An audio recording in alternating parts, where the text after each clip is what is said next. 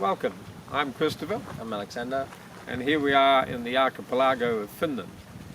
And today we're just going to have a quick talk about inner leadership, and I'd like to address the quality of intuition and how important that is. Because what we're looking at now is going beyond just the rational mind, because the rational mind is only dealing with the inputs from the five senses: your taste, your touch, your sight, your hearing, etc. Now, the world is much bigger than just what we can tap into with our five senses. So it's vitally important now that we go within and find that inner voice that is telling us the directions to go in and giving us the guidance that we need moment by moment. And it's usually an infallible voice, because somehow or rather it's tapping into the field. And would you like to explain just very briefly your thoughts about the quantum field?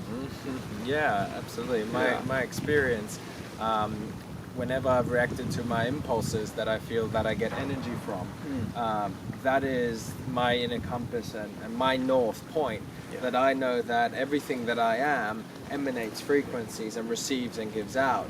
And there's a certain match when that is in full synchronicity. And that's why we talk about serendipity or synchronistical flows.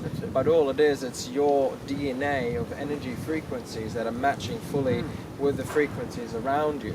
And that functions much like a magnet, and that's why there's a saying, like attracts like. But according to quantum physics, it actually really does that.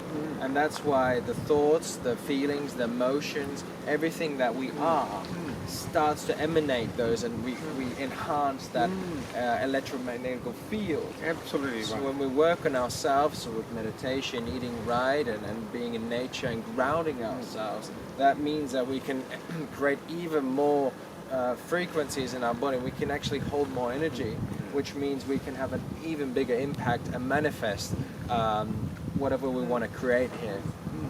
So what we're saying is what we are on the inside, that's what we start to produce or attract in our lives from the outside. So if we want to know what we're doing, just look at life as being a mirror of who we are. And look at that mirror and say, what is it teaching me? And what have I got to learn so that I can take my life forward and be more of who I really truly can be. Yeah.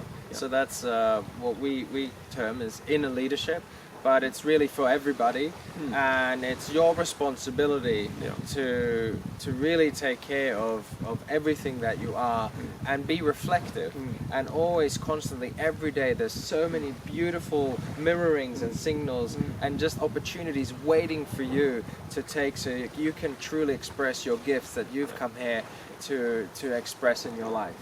And then when you're true to yourself, that's when you're happiest, isn't it? I mean, it is.